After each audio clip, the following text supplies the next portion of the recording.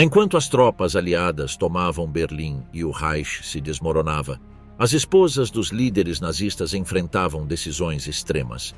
Algumas escolheram morrer junto a seus esposos. Outras tentaram fugir disfarçadas entre ruínas. E umas poucas sobreviveram, negando até o final qualquer responsabilidade. Atrás de cada figura do poder nazista houve uma mulher que compartilhava seu mundo. Nem todas assinavam ordens, mas viviam em casas junto aos campos, vestiam com o saqueado, calavam ante o evidente e obedeciam sem questionar. Algumas inclusive defenderam publicamente a seus maridos depois da guerra. O que ocorreu com elas após a queda do Terceiro Reich? Que decisões tomaram em seus últimos dias? E por que algumas foram julgadas e outras escaparam sem consequências? Magda Goebbels, o último ato de uma fanática.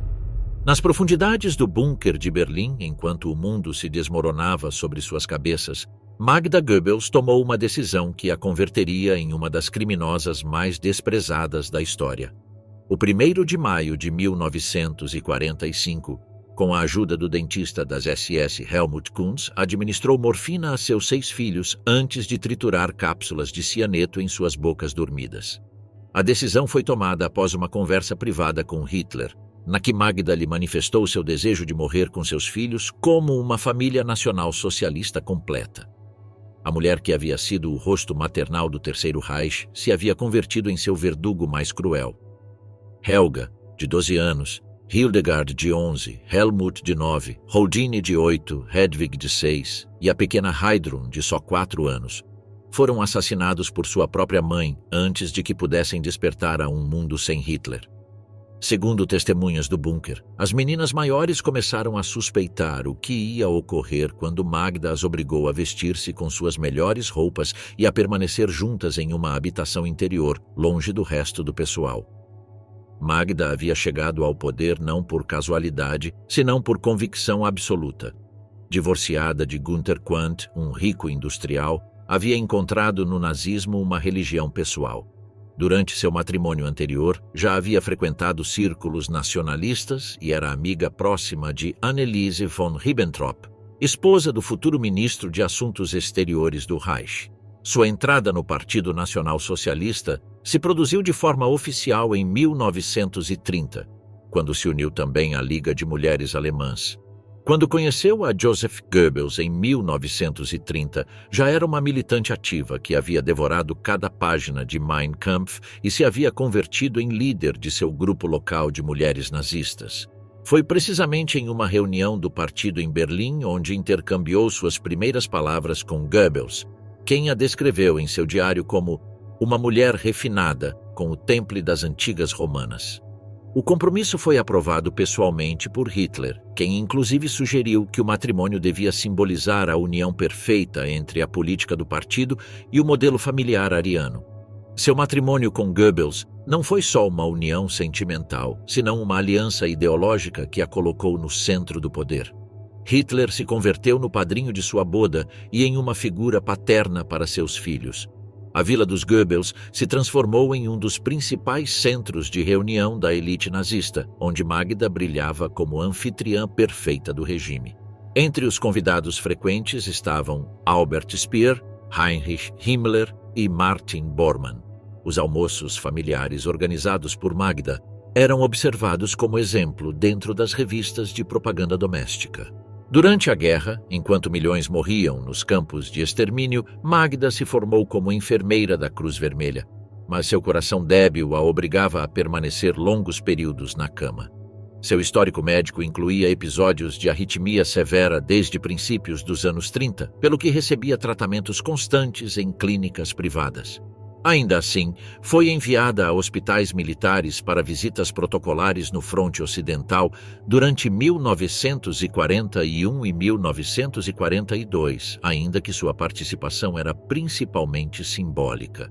Também viajou a Praga e Viena em missões de caridade organizadas pelo NS Frauenschaft. Sua vida transcorria entre o luxo das residências oficiais e os tratamentos médicos, sempre rodeada de privilégios que contrastavam brutalmente com o sofrimento que o regime impunha ao mundo. Magda dispunha de pessoal de serviço recrutado entre prisioneiros franceses, especialmente selecionados pelas SS para tarefas domésticas. O automóvel que utilizava em seus deslocamentos oficiais havia pertencido ao presidente Hindenburg e foi entregue aos Goebbels como gesto simbólico em 1936. Durante os Jogos Olímpicos de Berlim, Magda representou ao partido em vários atos sociais, junto a mulheres da aristocracia europeia. Quando as tropas soviéticas entraram em Berlim, a família Goebbels se trasladou ao bunker conectado ao refúgio de Hitler. Ali, na tarde do 30 de abril, se reuniram pela última vez com o Führer e Eva Braun. Essa seria a última ceia de seu mundo. Durante essa jornada, Magda insistiu em permanecer junto aos filhos em todo momento e ordenou ao pessoal do bunker que não entrassem à sua área de descanso. Segundo Otto Gunsch, ajudante pessoal de Hitler, Magda passou grande parte da noite preparando cuidadosamente a roupa das crianças e escrevendo cartas a familiares distantes. No dia seguinte, depois de assassinar a seus filhos, Magda e Joseph saíram do bunker rumo ao jardim da chancelaria. Ali se tiraram a vida, seguindo as instruções de queimar seus corpos para evitar que fossem exibidos como troféus de guerra. Seus restos carbonizados foram encontrados pelas tropas soviéticas no dia seguinte. O general Ivan Serov, do NKVD, informou que o achado dos corpos se produziu junto a outros restos humanos parcialmente calcinados, o que dificultou sua identificação imediata. Foram enterrados em segredo pelo Exército Vermelho e exumados novamente em 1970 pela KGB para sua destruição definitiva. Nas cartas que deixou escritas, Magda explicava sua decisão com uma frialdade doutrinária que gelava o sangue. Não pedia perdão, nem expressava dúvidas. Para ela, matar a seus próprios filhos era um ato de amor supremo, salvando-os de viver em um mundo que considerava indigno da pureza ariana. Um dos documentos encontrados em sua bagagem pessoal era uma carta sem assinar dirigida à sua mãe, na que afirmava: "Não posso deixar que as crianças vivam no que virá. Não saberiam quem são. Não saberiam porque alguma vez viveram." A carta foi usada pelos soviéticos como prova do nível de convicção ideológica dos últimos membros do círculo íntimo de Hitler. Eva Braun, a esposa secreta de Hitler. Eva Braun viveu durante mais de uma década como o segredo melhor guardado do Terceiro Reich. Enquanto as esposas de outros líderes nazistas brilhavam em atos públicos e recebiam reconhecimento oficial, ela permanecia oculta nas sombras, esperando um reconhecimento que chegaria só nas últimas horas de sua vida. Nos arquivos da oficina de imprensa do Reich não figura em nenhuma lista oficial de acompanhantes ou esposas, e sua presença era deliberadamente excluída de toda cobertura protocolar.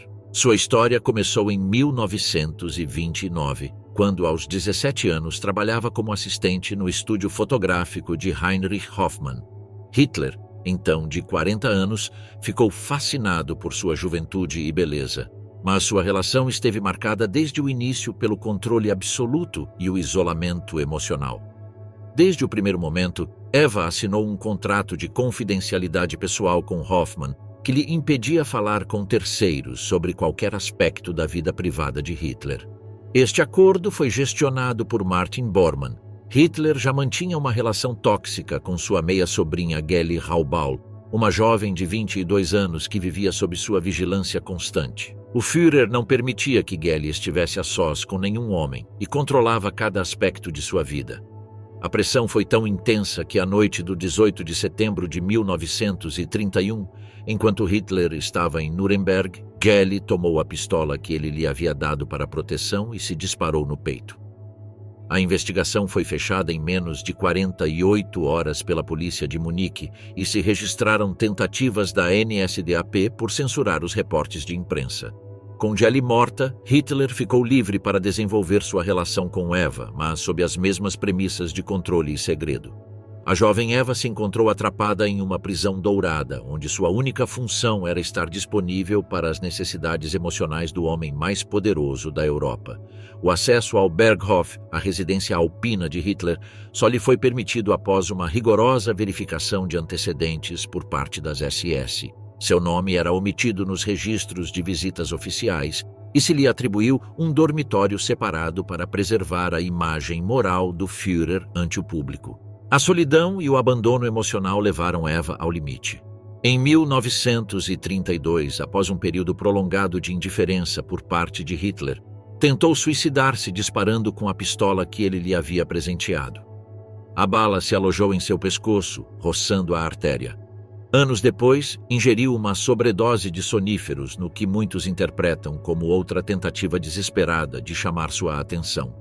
O médico pessoal de Hitler, Theodor Morell, foi quem atendeu ambos episódios e recomendou manter Eva sob observação médica periódica, ainda que sem hospitalização oficial para evitar rumores. Ambas tentativas funcionaram temporariamente. Hitler respondia com afeto e presentes, mas sem modificar a estrutura fundamental da relação. Eva seguia sendo um segredo, uma sombra que vivia para ele, mas que não podia existir publicamente a seu lado. Em compensação, Hitler lhe outorgou acesso a bens de luxo. Uma Mercedes-Benz descapotável, joias confiscadas e um pequeno apartamento na Prinzregentenplatz, equipado com pessoal de serviço supervisionado pelo Ministério do Interior. No entanto, tudo era administrado por intermediários do partido. Eva não podia tomar decisões por si mesma sobre suas propriedades. A vida de Eva transcorria em uma espera constante. Esperava em sua vila, esperava em Berghof, esperava a que Hitler lhe prestasse atenção entre suas obsessões políticas e militares. Enchia seu tempo com a fotografia, cuidando de seu cão e escrevendo em diários que revelavam a uma mulher atrapada entre o amor absoluto e uma constante sensação de abandono. Várias de suas fotografias privadas, tomadas com uma câmera Leica, foram arquivadas em segredo por Heinrich Hoffmann e só saíram à luz após a guerra. Nelas se a vê esquiando, lendo ou posando com animais, mas nunca em reuniões políticas nem junto a figuras do regime. Durante os anos de guerra, enquanto a Europa se dessangrava, Eva vivia isolada nas residências de Hitler, sem participar em eventos oficiais nem ter voz nas decisões do regime. No entanto, sua presença no círculo íntimo a convertia em testemunha e beneficiária dos crimes que se cometiam em nome do Terceiro Reich. Quando se inaugurou o complexo de residências de Obersalzberg, Eva recebeu uma vivenda a poucos metros do Berghof. Seus gastos eram cobertos pela oficina central do partido e contava com escolta permanente. Se lhe permitia mover-se livremente só dentro de uma zona de segurança perimetral controlada pelas SS.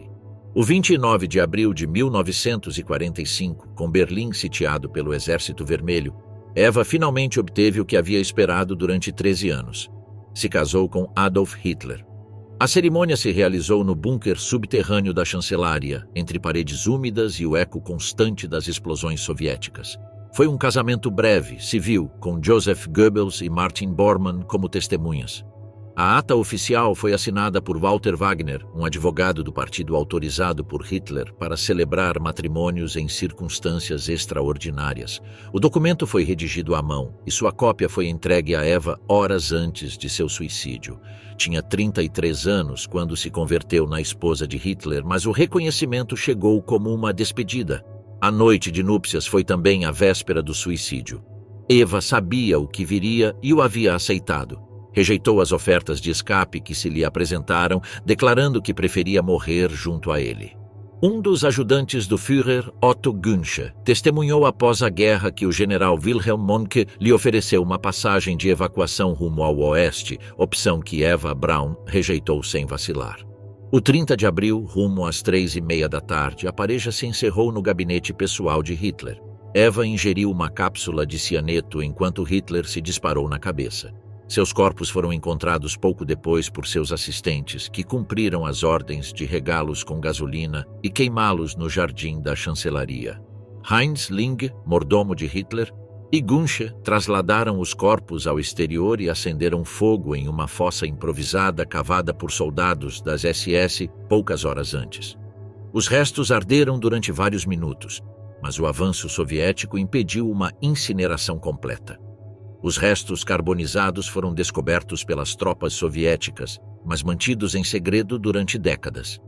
Eva Braun havia passado de ser o segredo melhor guardado do Reich a converter-se em um dos mistérios mais duradouros da história, até que documentos russos confirmaram décadas depois sua morte no bunker.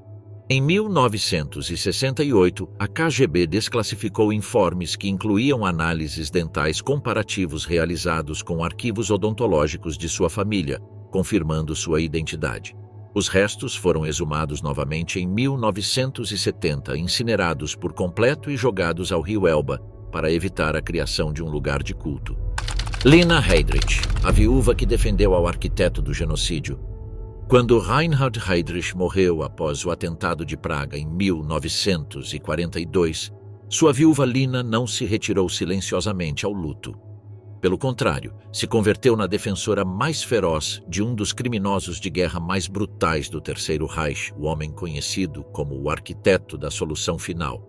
Lina von Osten havia abraçado o nazismo muito antes de conhecer a seu futuro esposo. Aos 19 anos, em 1930, se afiliou ao Partido Nacional Socialista após assistir à sua primeira reunião política. Não foi uma conversão gradual, senão uma revelação imediata. Desde esse momento, se converteu em uma militante ativa que repartia propaganda e participava em debates com uma convicção que impressionava inclusive a veteranos do movimento. Seu antissemitismo não era superficial nem oportunista. Provinha de uma educação familiar, impregnada de ressentimento nacional e desprezo rumo às minorias étnicas. Quando conheceu a Reinhard Heydrich, em dezembro de 1930, reconheceu nele a um homem com a ambição e a frialdade necessárias para materializar seus ideais raciais. A influência de Lina na carreira de Heydrich foi decisiva. Quando ele foi expulso da Marinha por conduta imprópria em 1931, foi ela quem o empurrou diretamente rumo ao núcleo do regime nazista. Usando suas conexões familiares, conseguiu que Heydrich conseguisse uma entrevista com Heinrich Himmler, uma reunião que mudaria a história do Holocausto. Durante o meteórico ascenso de Heydrich, desde chefe do Serviço de Segurança até arquiteto da solução final, Lina esteve sempre perto. Organizava as tertúlias em casa, recebia a outros membros das SSS, criava a seus filhos com ideologia racial nazista e defendia as políticas de seu esposo, inclusive em círculos privados. Admirava sua capacidade organizativa e o que chamava sua limpeza intelectual. Após o assassinato de Heydrich por partidários checos em 1942, Lina não abandonou sua posição nem rompeu com o regime. Permaneceu na órbita do poder até a queda do Reich, recebendo reconhecimentos, pensões e homenagens. Sua atitude na pós-guerra revelou o verdadeiro alcance de seu fanatismo. Enquanto a Alemanha enfrentava o processo de desnazificação e os julgamentos de Nuremberg revelavam o horror do Holocausto, Lina optou por converter-se em uma voz revisionista. Em entrevistas e declarações, rejeitou categoricamente que seu marido houvesse estado implicado diretamente nos assassinatos massivos, apesar das evidências documentais que o sinalizavam como organizador da Conferência de Wannsee. Na Checoslováquia, país que havia sofrido diretamente a repressão de Heydrich, Lina foi julgada in absentia e achada culpável de colaboração com o regime nazista. Foi condenada à cadeia perpétua, ainda que ao encontrar-se na Alemanha Ocidental, nunca foi extraditada. O julgamento simbolizou a necessidade de justiça das nações ocupadas, ainda que fosse só a nível moral. Na Alemanha, Lina iniciou ações legais contra o Estado para reclamar a pensão de viúva que lhe correspondia como esposa de um general morto em serviço. Em 1956 ganhou o caso e em 1959 obteve também pagamentos retroativos. O Estado alemão se viu obrigado a pagar uma pensão significativa à viúva do homem que havia organizado o extermínio sistemático dos judeus europeus. Em 1976, Lina publicou suas memórias tituladas Vivendo com um Criminoso de Guerra. O título sugeria autocrítica, mas o conteúdo desmentia qualquer remorso. No livro, desenhava a seu esposo como um funcionário eficaz mal interpretado pela história, vítima de uma campanha de demonização. Alegava que seu trabalho buscava a ordem administrativa, não o genocídio. Até finais dos anos 70, em entrevistas concedidas a jornalistas e historiadores, Lina se manteve fiel ao relato da injustiça histórica rumo aos hierarcas nazistas. Nunca expressou compaixão pelas vítimas do Holocausto. Nunca mostrou sinais de arrependimento. Morreu em 1985, na mesma casa da ilha de Fehmarn, onde havia vivido décadas, sustentada economicamente pelo país que seu esposo havia ajudado a destruir. Gerda Bormann, a fanática que fugiu entre ruínas. Gerda Bormann encarnou como poucas o fanatismo nazista em sua forma mais pura. Educada desde a infância na ideologia nacional-socialista, devota de Hitler e convencida do destino racial da Alemanha, sua vida terminou como símbolo do delírio coletivo que caracterizou ao Terceiro Reich. Disfarçada, moribunda, mas ainda aferrada a uma fé que o mundo havia rejeitado. Seu nome apareceu com frequência em documentos internos do NS-Frauenschaft, onde era citada como modelo de disciplina, fidelidade e maternidade arquetípica do ideal nazista. Nascida Gerda Buch em 1909, cresceu no seio de uma família estreitamente ligada ao nacionalismo alemão. Seu pai, Walter Buch, era juiz militar e um dos primeiros membros do Partido Nazista. Após o falhado Putsch de Munique em 1923, Walter se converteu em um dos juízes que tratou com indulgência aos conspiradores, o que lhe granjeou a simpatia de Hitler. A proximidade entre ambos facilitou a entrada de Gerda nos círculos juvenis do partido e seu acesso a espaços normalmente restringidos a homens. A educação de Gerda não foi simplesmente nacionalista. Foi doutrinária desde a primeira infância. Escutava discursos de Hitler, lia panfletos antissemitas e assistia a reuniões partidárias muito antes de que o nacionalsocialismo chegasse ao poder. Entre 1926 e 1928, assistiu a seminários organizados pela Liga Alemã de Estudantes Nacionais, onde se formavam futuras líderes femininas do partido. Também colaborou na distribuição de exemplares do Völkischer Beobachter, o jornal oficial do NSDAP. Como jovem ativista da Liga de Mulheres Nazistas, participava em campanhas de propaganda e formava a outras mulheres nos valores do papel feminino proposto pelo nazismo. Mãe, esposa e sostenedora racial da comunidade alemã. Foi seu pai quem lhe apresentou a Martin Bormann, um ambicioso oficial de imprensa que já havia demonstrado sua lealdade dentro das SA. Nesse então, Martin era assistente de Rudolf Hess e trabalhava na administração do partido em Weimar. Seu ascenso começou após o apoio decisivo de Walter Buch à sua candidatura dentro do aparato administrativo do partido. Seu matrimônio em 1929 foi mais que uma união sentimental. Foi uma aliança ideológica. Juntos tiveram 10 filhos, todos criados sob estritos princípios raciais e nacionalistas. Gerda se ocupava pessoalmente de sua educação ideológica, mantendo-os afastados de toda a influência que considerara degenerada ou contrária aos valores do Reich. As crianças foram educadas por tutores selecionados diretamente pela oficina do partido e participavam em cerimônias oficiais desde uma idade temprana. Um dos filhos, Adolf Bormann, foi nomeado assim em honra a Hitler. Conforme Martin Bormann ascendia até converter-se no homem mais poderoso do regime depois de Hitler, Gerda desfrutava dos privilégios que sua posição lhe outorgava. Vivia em residências exclusivas, tinha pessoal de serviço e acesso a territórios ocupados. Mas mais importante que os benefícios materiais era sua convicção ideológica. Cria genuinamente na superioridade racial alemã e na missão histórica do nacionalsocialismo. Durante os anos de guerra, participou em programas de reubicação de famílias racialmente valiosas dentro do Lebensborn e em iniciativas de assistência a mulheres alemãs em territórios anexados. Quando o Terceiro Reich se desmoronava em abril de 1945, Gerda não tentou construir uma nova vida, senão preservar o pouco que ainda ficava de seu mundo anterior. Sabia que as tropas soviéticas se aproximavam e que seu esposo estava atrapado em Berlim com Hitler.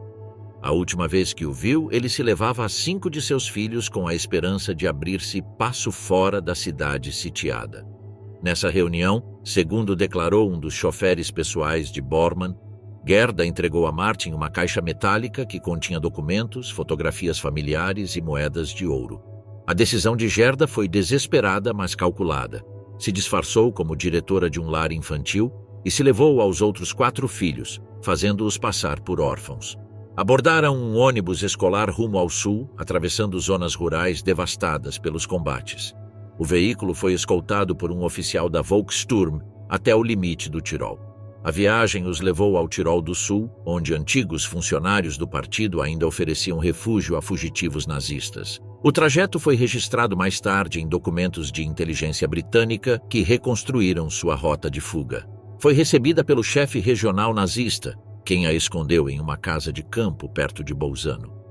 Mas Gerda já não era a mulher forte que havia dirigido um lar ideologicamente puro durante 16 anos. Sofria dores insuportáveis na parte baixa do corpo. Um médico local diagnosticou o que ela temia: câncer de ovário em estado terminal.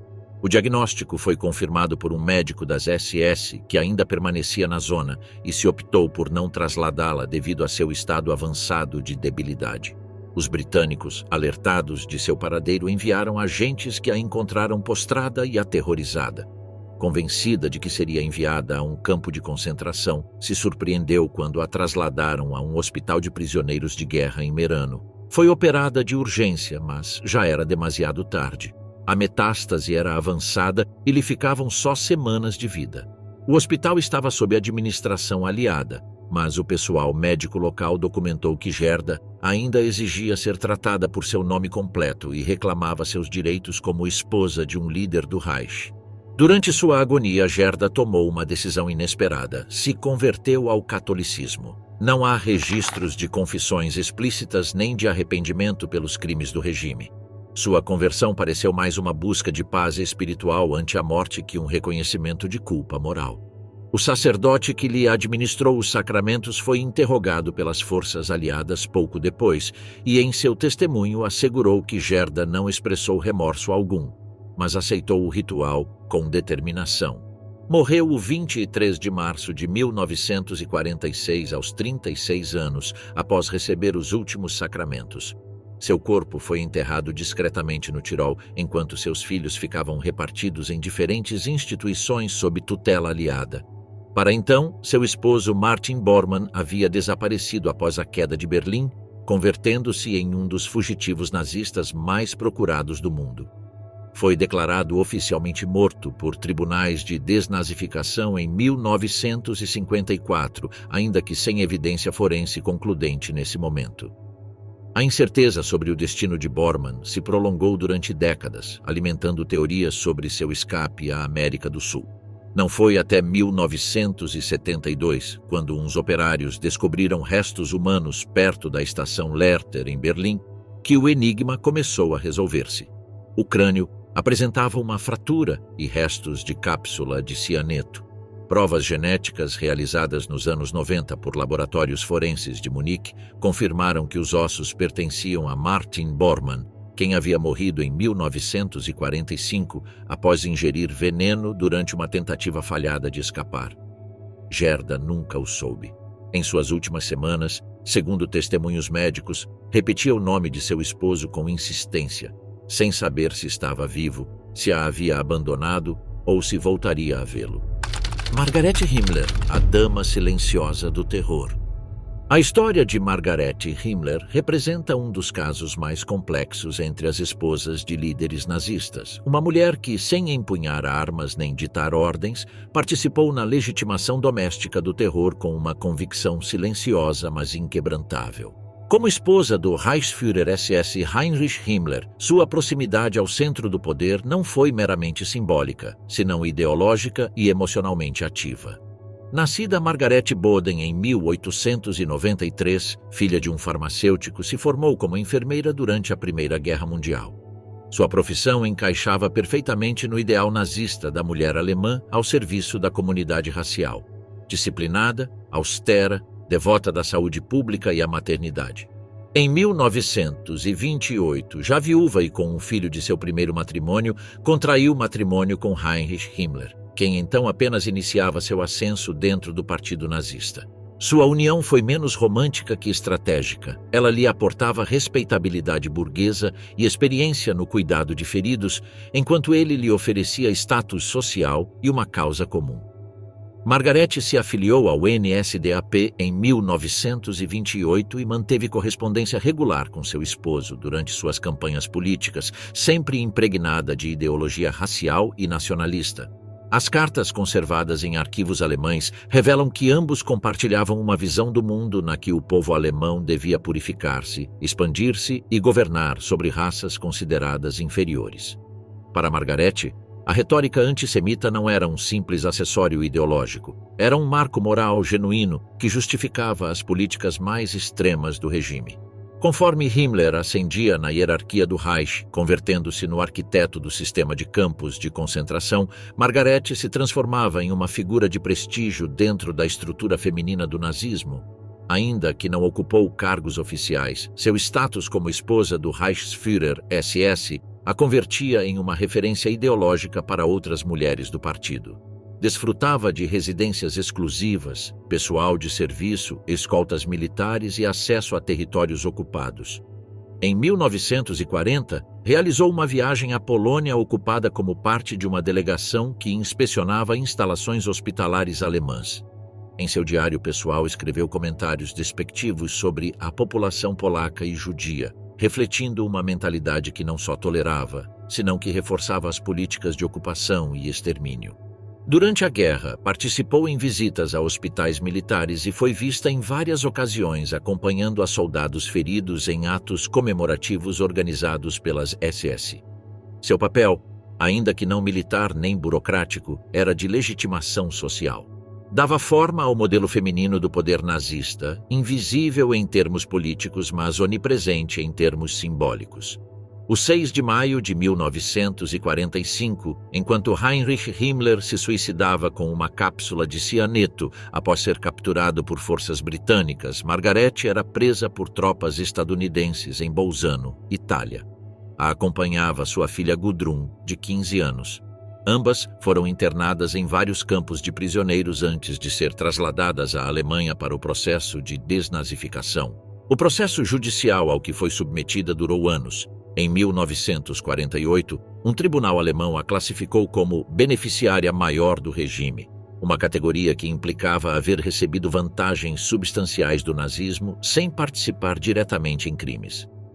Esta classificação comportava a perda de direitos civis, restrições de movimento e a impossibilidade de receber pensões estatais. Em sua defesa, Margarete alegou desconhecimento das atividades criminosas de seu esposo. No entanto, sua correspondência, testemunhos de antigos empregados e registros de suas viagens revelavam que estava perfeitamente ao tanto do sistema de ocupação, deportação e extermínio. Apesar disso, o tribunal optou por não impor-lhe uma pena de prisão, considerando que sua participação havia sido passiva. Após sua liberação, Margarete viveu sob um sobrenome falso durante vários anos. O estigma de ser a viúva de Himmler a condenava ao isolamento social e à rejeição institucional. As autoridades alemãs se negavam a brindar-lhe compensação econômica e viveu com extrema austeridade em uma pequena vivenda rural, acompanhada unicamente por sua filha Gudrun.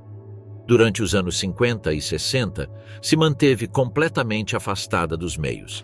Não concedeu entrevistas, não escreveu memórias e suas aparições públicas foram praticamente inexistentes. Esta invisibilidade foi estratégica para evitar maiores consequências legais, mas também refletia um profundo ressentimento. Nunca reconheceu a criminalidade do regime nazista. Só lamentava sua derrota. Margarete morreu em 1967 em Munique, enterrada sem cerimônia oficial nem reconhecimento público. Sua filha Gudrun, no entanto, continuaria durante décadas como ativista em círculos neonazistas, defendendo a figura de seu pai e negando os crimes do Holocausto. Mas Margarete, fiel à sua estratégia de sobrevivência, se levou sua ideologia ao silêncio absoluto. Ilse Hess, a voz filosófica do fanatismo. Ilse Hess representa um perfil único entre as esposas de líderes nazistas. Não foi simplesmente a companheira do homem que protagonizou o voo mais insólito do Terceiro Reich, senão sua defensora intelectual e a intérprete filosófica de um nazismo espiritualizado que ela considerava superior ao militarismo pragmático de Himmler e Goebbels. Nascida Ilse Prohl em 1900 em Hannover, foi educada em um ambiente acadêmico e patriótico que a levou a desenvolver um idealismo nacionalista temperão. Estudou filosofia, literatura e pedagogia em Jena e Munique, especializando-se no romantismo alemão, especialmente na obra de Hölderlin e Wagner. Sua inclinação pela literatura a levou a integrar círculos juvenis conservadores que logo seriam absorvidos pelo movimento nacional socialista. Conheceu a Rudolf Hess em Munique, quando ambos formavam parte do entorno próximo de Adolf Hitler. O que os uniu não foi uma atração superficial, senão uma visão compartilhada e espiritualizada do nacionalismo. Viam na Alemanha não só uma nação, senão um destino metafísico. Se casaram em 1927 e desde então Ilse passou a formar parte ativa do movimento nazista como colaboradora intelectual e esposa do que se converteria no segundo homem do Reich. Suas cartas e memórias mostram uma relação profundamente simbiótica com Rudolf. Dialogavam sobre mitologia germânica, a alma do povo alemão e a função espiritual do líder carismático. Para Ilse, o Terceiro Reich não era só uma estrutura de poder, senão uma manifestação sagrada da história alemã. E Rudolf Hess era um de seus profetas mais puros. Ilse participou ativamente nas organizações de mulheres nacional-socialistas, escreveu artigos em publicações do partido e acompanhou a seu esposo em numerosos eventos públicos durante a primeira década do regime. Seu papel foi menos doméstico que doutrinal. Formava a outras mulheres na educação política que devia reger os lares do Reich. Ao contrário de outras esposas de altos comandos nazistas, Ilse não promovia só a maternidade ou o serviço ao Estado. Defendia uma visão cultural profunda do nazismo que integrava história, literatura, filosofia e estética. Em seus escritos, comparava o destino da Alemanha com os ciclos da tragédia grega e interpretava a guerra como uma prova espiritual dos povos superiores. Sua vida mudou drasticamente o 10 de maio de 1941, quando Rudolf Hess abordou um avião Messerschmitt e voou em solitário à Escócia em uma tentativa desesperada por negociar a paz com o Reino Unido. O ato foi interpretado como traição por Hitler, quem ordenou a prisão de Hess se regressasse. A propaganda nazista tentou silenciar o fato ou apresentá-lo como produto de uma doença mental. Ilse ficou abruptamente isolada. De ser a esposa do vice-führer, passou a ser a mulher de um traidor.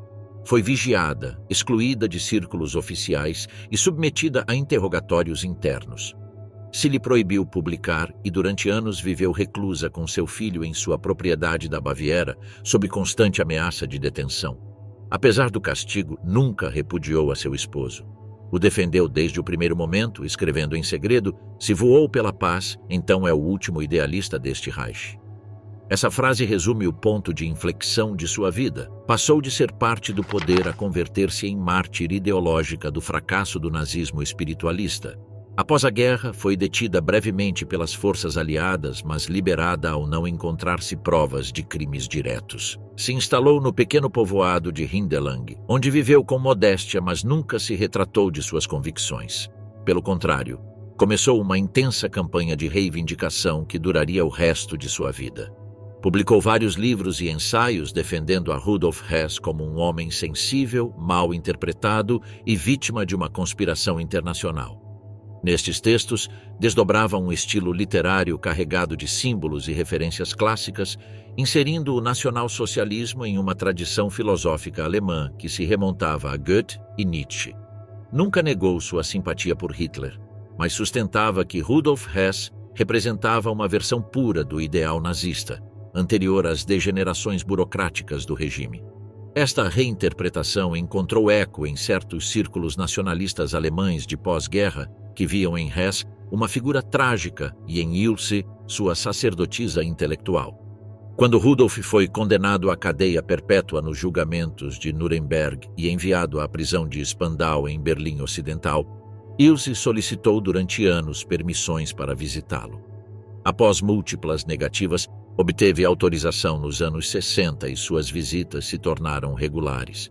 A imagem de Ilse, já anciã, caminhando rumo aos muros cinzas de Spandau com livros e cartas sob o braço, se converteu em um dos símbolos mais persistentes do crepúsculo nazista.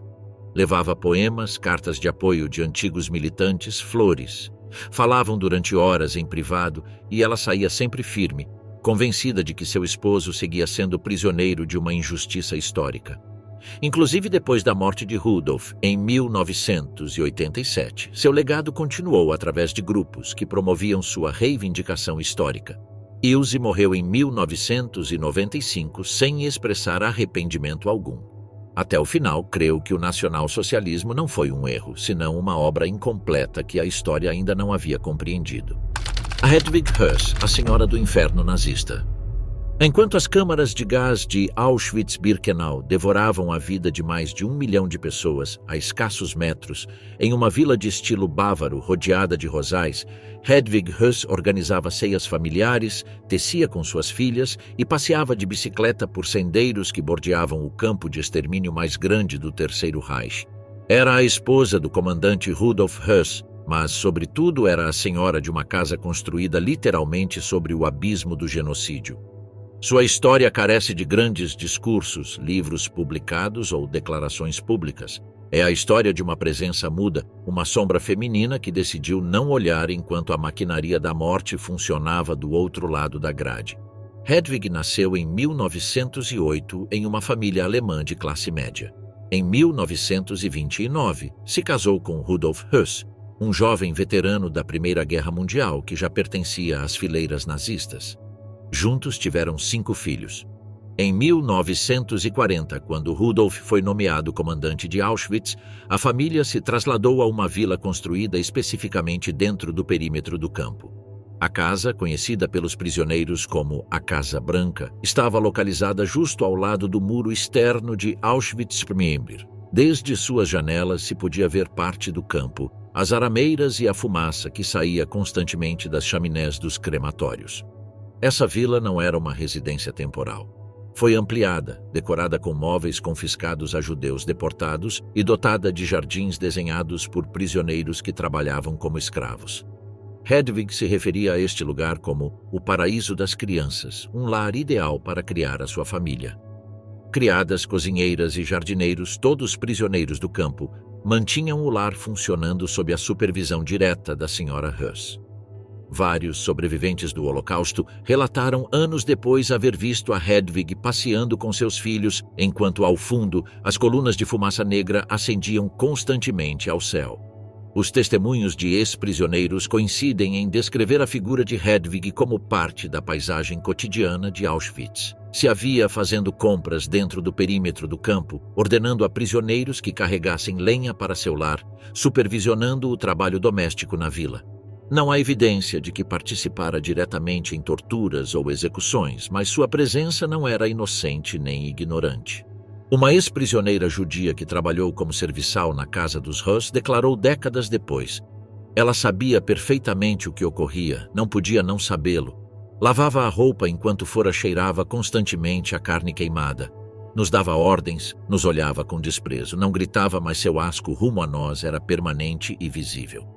Outro testemunho afirma que em uma ocasião Hedwig golpeou a uma prisioneira porque havia quebrado uma peça de sua vagila. Segundo informes soviéticos após a liberação do campo, Hedwig era mencionada como presente regularmente em áreas administrativas do campo e mantinha amizade com as esposas de outros oficiais SS, com quem compartilhava passeios, merendas e conversas sobre os judeus. Esta normalização do horror, este conviver cotidianamente com o genocídio como se fosse parte da paisagem natural, é o que faz sua figura tão inquietante para os historiadores. Quando o avanço do Exército Vermelho se aproximava a Auschwitz em janeiro de 1945, os Höss fugiram precipitadamente. A vila foi abandonada e Hedwig se refugiou na região de Flensburgo sob uma identidade falsa, levando consigo a seus 5 filhos. Rudolf foi capturado em 1946 e, após testemunhar nos julgamentos de Nuremberg sobre o funcionamento de Auschwitz, foi entregue às autoridades polacas. Durante o julgamento de Rudolf na Polônia, Hedwig foi mencionada várias vezes por ele, sempre como uma esposa exemplar que mantinha o lar em ordem e cuidava perfeitamente das crianças. Em nenhum momento, Rudolf sugeriu que ela desconhecesse a natureza de seu trabalho ou as atividades que se desenvolviam no campo. Hedwig foi presa brevemente pelos britânicos em 1945, mas nunca julgada formalmente. Durante seus interrogatórios, alegou desconhecimento absoluto do que ocorria em Auschwitz. Declarou que não sabia qual era o trabalho específico de seu esposo, que sua vida transcorria exclusivamente como mãe ocupada com seus filhos e as labores domésticas. Não pediu perdão, não expressou empatia pelas vítimas, só pediu ser esquecida e deixada em paz. Ao contrário de outras viúvas do nazismo, Hedwig escolheu o silêncio absoluto como única estratégia de sobrevivência. Não escreveu memórias, não concedeu entrevistas, não participou em movimentos negacionistas nem reivindicativos. Sua estratégia foi desaparecer completamente da vida pública. Se mudou sob outro nome a uma região rural da Alemanha Ocidental e viveu com seus filhos em condições modestas, completamente afastada de qualquer atenção mediática. A informação sobre seus últimos anos é extremamente escassa. Se sabe que morreu em 1989, sem que nenhum meio de comunicação o mencionasse. Foi enterrada sem cerimônia e seus filhos, que mudaram seus sobrenomes por outros completamente diferentes, têm evitado sistematicamente falar dela durante décadas.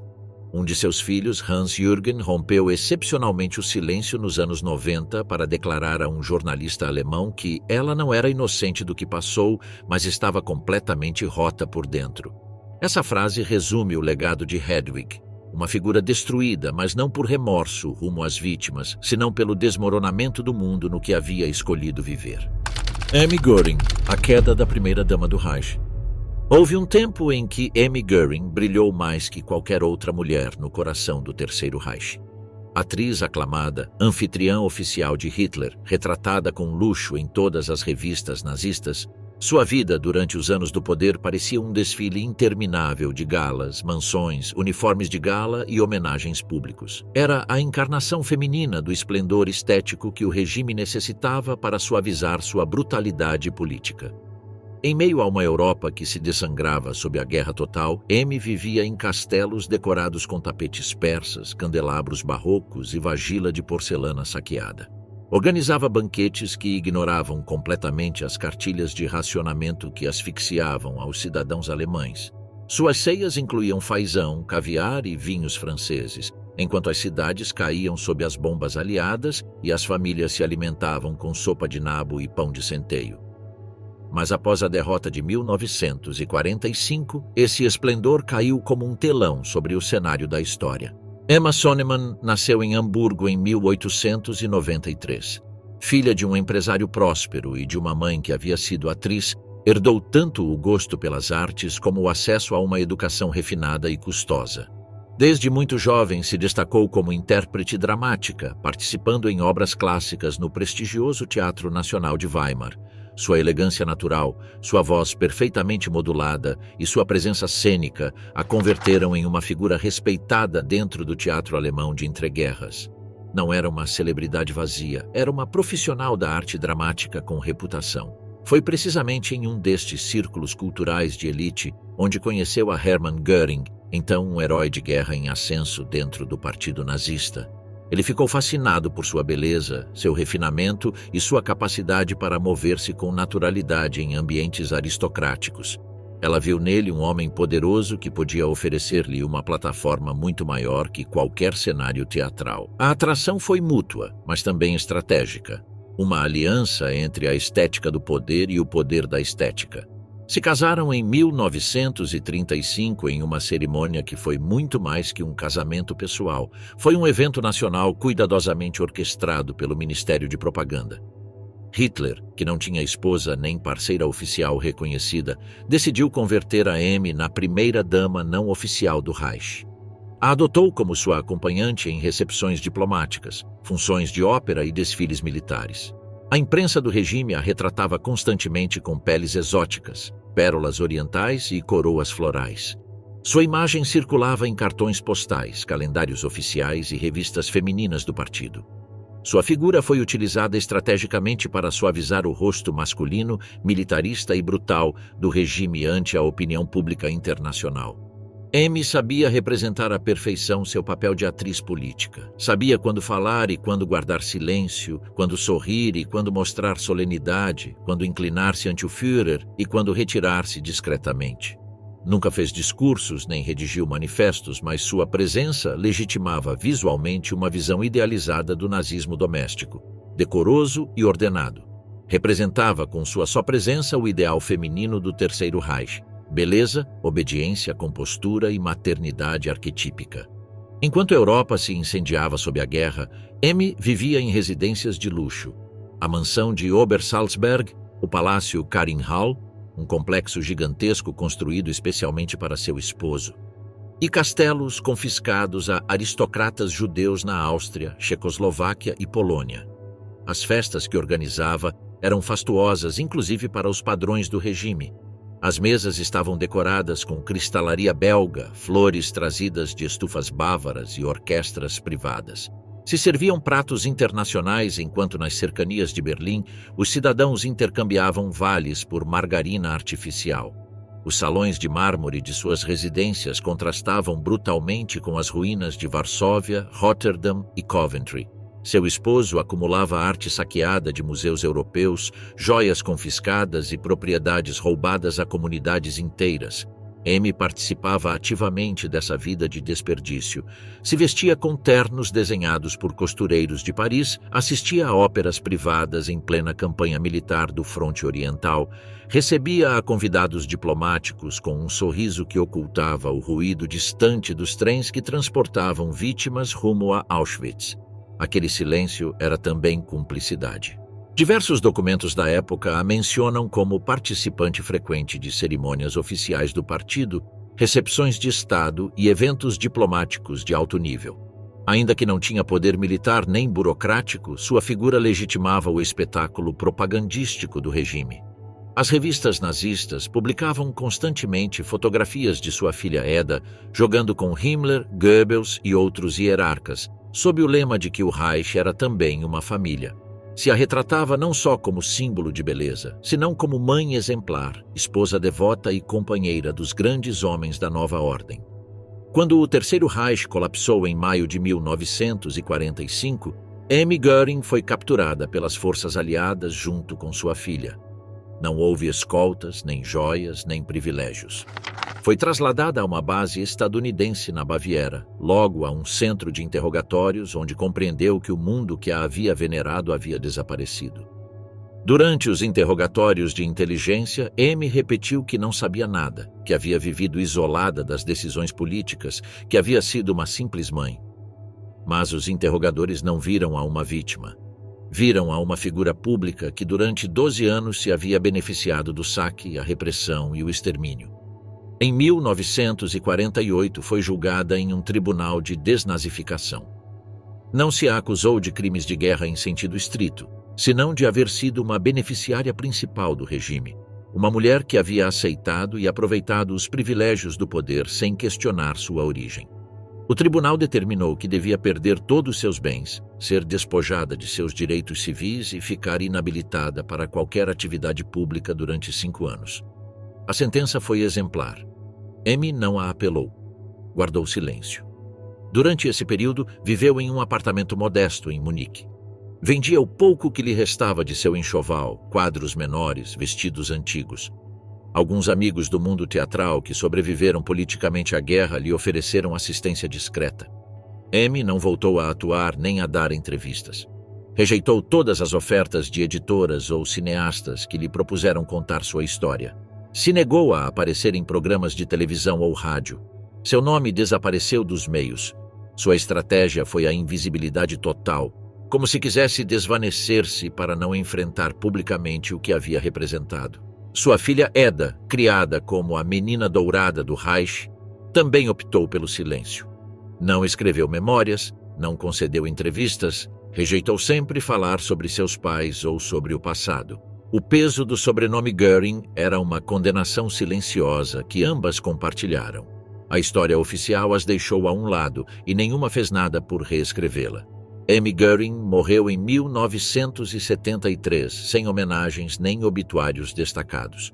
Só alguns jornais locais publicaram a notícia com uma linha seca. Faleceu M. Göring, viúva do Marechal do Reich. Nenhuma fotografia, nenhuma lembrança, nenhuma tentativa de reivindicação. O que fica de M. Göring é um paradoxo feroz. Durante mais de uma década foi o rosto mais visível, elegante e sorridente do nazismo. Encarnou o esplendor visual de um regime que se alimentava de morte e, no entanto, morreu na sombra mais absoluta, ignorada inclusive por quem um dia a haviam adorado. Uma sombra que ela mesma ajudou a projetar sobre milhões de vítimas, enquanto brindava com champanhe francês nas terraças douradas do poder absoluto.